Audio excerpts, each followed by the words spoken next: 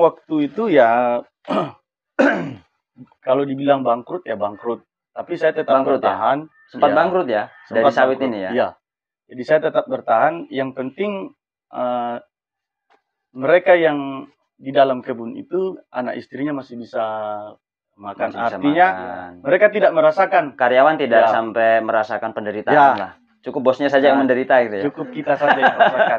Pesan saya untuk teman-teman petani dimanapun berada, jangan pernah terpengaruh oleh harga yang ada pada saat ini. Iya.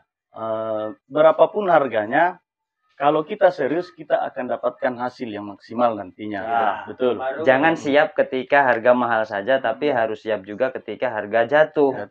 Harus mampu bertahan. Saat itulah akan ditentukan oleh seleksi alam gitu.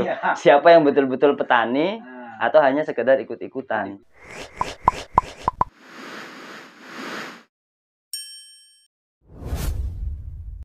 Kliknya bos, biar jelas suaranya. Santai-santai saja. Taruh mana nih? Di sini. Jepit saja begini, yang penting dekat, agak dekat saja. Di atas toh. Ya bolehlah. Assalamualaikum warahmatullahi wabarakatuh. Halo sobat semuanya, jumpa lagi di channel Agropark. Hari ini saya kedatangan tamu, sahabat saya, kawan saya dari daerah Toraja. Beliau ini awalnya pelanggan bibit, kemudian berteman, akhirnya bersahabat. Dan beliau ini adalah salah satu petani sawit, ya bisa dibilang sukses lah. Nanti biarlah beliau sendiri yang menceritakan tentang perjalanannya bertani sawit itu bagaimana dan lika-likunya. Jadi manisnya bagaimana, pahitnya bagaimana. Karena saya lihat ini akhir-akhir ini kan sawit ini lagi booming gitu ya. Banyak lahan-lahan yang dibuka untuk penanaman sawit. Bahkan juga banyak bantuan dari pemerintah yang turun khususnya untuk petani sawit. Sehingga ini sebenarnya sedikit berbeda dengan konten saya biasanya. Biasanya saya tuh membahas durian, alpukat, buah-buahan yang bisa dikonsumsi langsung. Kali ini saya ingin mendengar langsung dari petani sawit, bagaimana sih sawit itu gitu. Silakan diperkenalkan diri dulu. Oke, nama bos, saya namanya Albert, Abe, Om Abe, biasa dipanggil Om Abe. Om Abe. Saya domisili di Toraja, tapi saya datang ke tempat ini hanya karena kelapa sawit. Kelapa sawit ya? Iya. Berarti ini kan kita di daerah Luwu Timur. Ya. Tepatnya Kecamatan Tomoni, Mangkutana dan sekitarnya ya. Bos Abe ini dari Toraja ke Mangkutana ini sebabnya itu sawit ya? Sawit. Nah, kenapa itu? Maksudnya bagaimana itu? Karena apa itu? Dulu waktu awal-awal saya lihat kelapa sawit ini, saya lihat dari bapak saya. Jadi bapak saya itu punya lahan kelapa sawit. Waktu itu awal-awal sekitar 4 hektar. 4 hektar di daerah Bone-Bone. Bone-Bone. Ya. Lalu saya berpikir apa yang bisa saya dapatkan kalau seandainya saya sudah berhenti bekerja. Saya cek pas saya masuk di kebun, saya lihat lumayan ini. Akhirnya saya mulai tertarik menanam kelapa sawit. Setelah itu, jadi saya kumpul uang, lalu saya cari lahan agak luas. Itu dari berapa 4 hektar itu kan punya orang tua, kemudian pengen beli lagi setelah mendapatkan ada hasil lah ya. Ya, lihat dari hasil. Nah, untuk beli lahan baru itu gimana prosesnya? Apa dari tabungan atau cari dari jalan apa gitu? Kan nggak gampang kan orang mau beli kebun kan ya. Kebetulan ada dana waktu itu, ada dana. Lalu saya cari-cari, tidak ada di Bone-Bone, tidak ada lahan yang bisa saya dapatkan dengan sekian luasnya. Ya, jadi sekian. Akhirnya masuk ke sini, daerah Mangkutana. Mangkutana ada. Lalu kita buka lahan.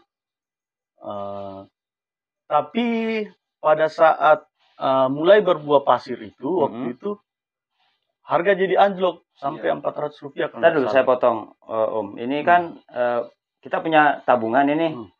Mungkin sebelumnya backgroundnya apa sih? Oh, saya dari pelayaran. Oh, dari pelayaran. Jadi istilahnya hasil dari pelayaran ditabung-tabung-tabung, ini yang Ya. dipakai untuk akhirnya beli kebun. Ya, beli kebun, Jadi buka lahan. berawal dari pelayaran, kemudian mau terjun di dunia Ya. perkebunan, gitu ya. Karena saya berpikir kalau di pelayaran itu ya hanya untuk betul-betul mencari modal. Oh, gitu ya. Kalau kita sampai tua di sana, kasihan anak istri. Tapi kan nggak sedikit juga teman-teman yang di pelayaran itu ya istilahnya menikmati uangnya itu langsung gitu loh. Iya. Kemudian setelah selesai ya nggak ada gitu ya. Ini prinsipnya agak beda ini. Dia memang sengaja cari modal dari kerja di pelayaran gitu ya. Cuma memanfaatkan modal. Manfaatkan. Ya. Istilahnya mencari modal dari pelayaran ini yang akan digunakan untuk apa kemudian. Ya. Akhirnya ketemu sama sawit ini. Ketemu sama sawit. Jadi saya waktu sudah mulai berbuah pasir, itu dalam pikiran saya, wah. Itu kisaran tahun berapa itu awal mula beli kebun? 2012. 2012 ya. 2012. Penanaman 2013. 11 tahun yang lalu ya. Ya, penanaman 2013. Lalu berbuah pasir itu. Berapa tahun? Kira-kira? Karena saya punya bibit kemarin itu bibit bisa dibilang belum seperti bibit sekarang ya. Iya. Jadi kita masih kecil. Kita pakai durasi waktu perawatan itu sekitar 5 tahun. 5 tahun. Dari tanam sampai menghasilkan itu ya 5 tahun. 5 tahun ya. Pas 5 tahun atau 6 tahun istilahnya sudah mau harap-harap untung, harga anjlok. Harga anjlok. Ya. Itu sudah punya berapa hektar pada saat di 5 tahun? Sekitar 20 ya. Itu dari beli sendiri semua ya? Beli sendiri. Itu satu tempat. Di Bone-Bone ada lagi. Oh, ada lagi? Ya. Oh. Akhirnya pada saat itu punya berapa hektar nih kebun? Kurang lebih 30. 30 hektar ya. Di tahun 2013. 2014. Itu sudah tertanami sawit semua? Tertanam. Cuma pada saat 5 tahun kemudian, 5 tahun kemudian, jadi kisaran di tahun 2017-18 ya harga anjlok. Ya. Harga anjlok. Waktu itu teman-teman tawari saya, sudah banyak pengaruh bahwa lebih baik kau tebang kamu punya kelapa sawit, lalu tanam merica. Pada saat itu merica kan lada ya. Lada itu lada. Anjlok. Tidak, tinggi. Lada tinggi. Di atas 100. Di atas 100. Ya. Melambung harga. Tapi saya berpikir, wah, ini kalau saya ikuti maunya ini, nanti setelah saya tebang, saya tanam merica, belum tentu harga merica akan setinggi itu lagi. Iya. Bisa jadi anjlok. Ya. Jadi saya berpikir bahwa komoditas apapun, jika kita fokus di situ, suatu waktu akan ada harganya. Iya. Dan suatu waktu akan turun juga. Akan turun harganya. Jadi pada saat turun ya sabar-sabar dulu. Ya. Pas naik ya nikmati lah hasilnya. Jadi jangan gampang terombang-ambing lah gitu. Jadi teman-teman yang lain pada tebang kelapa sawit, tanam merica atau tanam coklat waktu itu. Tapi saya tetap bertahan walaupun adalah titik di mana betul-betul kita hancur. Apa yang paling membuat bertahan saat itu? Sementara pada saat itu di tahun 2018-19 itu kan sawit anjlok ya. Banyak petani yang menebang sawitnya, kemudian diganti dengan tanaman lain. Apa yang membuat bertahan? Itu tadi prinsip saya bahwa semua jenis komoditas pasti suatu waktu ada harganya. Jadi itu prinsipnya ya? Ya, dan prinsip suatu waktu akan kurang harganya. Jadi naik turun itu wajar. Naik turun itu wajar. Hasil bumi naik turun itu wajar. Jadi saya tetap bertahan dan alhamdulillah mulai sejak 2019 itu 2020 harga sudah mulai naik. Akhirnya pas tahun berapa ya waktu itu puncaknya sampai 3.000 lebih. 3.000 kan belum lama. Setahun yang lalu lah. Setahun yang lalu 2020. Akhirnya teman-teman yang tadinya tebang dia punya sawit tanam lagi. Kita sudah panen. Yang sini sudah panen. Kita sudah nikmati hasilnya. Tapi pada saat harga turun itu kan istilahnya nggak ada hasil nih, atau mungkin bahkan minus. Gimana itu? Minus. Kondisi gimana itu pada saat itu? Memang waktu itu ya kalau dibilang bangkrut ya bangkrut. Tapi saya tetap Bangkrut ya? bertahan. Sempat Ya, bangkrut ya dari sempat sawit bangkrut. ini ya? Iya. Jadi saya tetap bertahan. Yang penting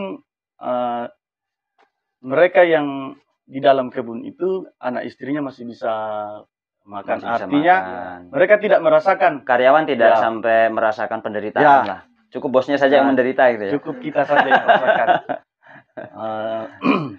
Dan ya puji Solusinya apa pada saat itu nih? Kan harga turun, otomatis pemasukan nggak sesuai sama pembiayaan sejumlah 30 hektar. Apa yang dilakukan saat itu? yang waktu itu saya tidak sempat panen. Jadi walaupun panen tidak dijual. Terus kemudian pembiayaan dari mana? Sempat jual lahan juga Sampai sih. jual lahan Iya, ya. sempat jual lahan. Luar biasa. Sebagian. Jadi dari 30 hektar itu sempat ada yang terjual nih. Sempat ada yang Sampai terjual. berapa hektar itu yang 6 terjual? hektar. 6 hektar. Untuk menutupi biaya. Iya. Saat itu kisaran harga berapa itu, Bos? Mungkin bisa dibisiki. Eh, Harga lahan lah. Harga lah. Karena saya buka lahan itu dari benar-benar Nol. nol. Hutan ya? Hutan. Bukan hutan sih. Pekarangan yang sudah tidak dikelola oleh Tidak terlalu terawat lah ya. masyarakat. Tadinya mereka tanam coklat, kakao, baru kenapa saya dapat agak murah? Karena di situ tidak ada akses jalan. Iya. Nanti saya masuk, baru saya buka akses jalan. Mas. Iya. Jadi akses jalan ada ya. setelah kita Saya masuk masuk, sana. ya. Pada saat itu kisaran harga berapa tadi? Saya mesti dapat 12 juta. 12 juta per Iya. hektar saat itu kan. Saat ini. Waktu beli. Iya. Tapi pada saat jual, yang 6 hektar terjual tadi, sudah di harga berapa itu? 6 hektar 300 juta. 3 berarti sudah naik ke 50 juta kan? Iya. Tapi sudah ada sawit. Sudah ada sawit. Sudah Iya. ada sawit. Kalau sekarang ya mungkin beda lagi kan Beda harga lagi. kan. Tergantung medan juga kan kalau Iya. masalah harga kebun itu. Nah, saya yang mau tahu itu artinya pengalaman langsung dari petani yang mengalami proses perjalanan sawit ternyata kan tidak seperti yang dibayangkan orang-orang bahwasanya wah ini kan lagi booming nih. Iya. Sawit mahal, Iya. mahal. Semua kebun diganti sawit gitu. Iya. Bahkan yang tanaman sudah berbuah pun Dirombak. dirombak Ya. gitu. Ganti sawit. Punya coklat tebang, ganti sawit.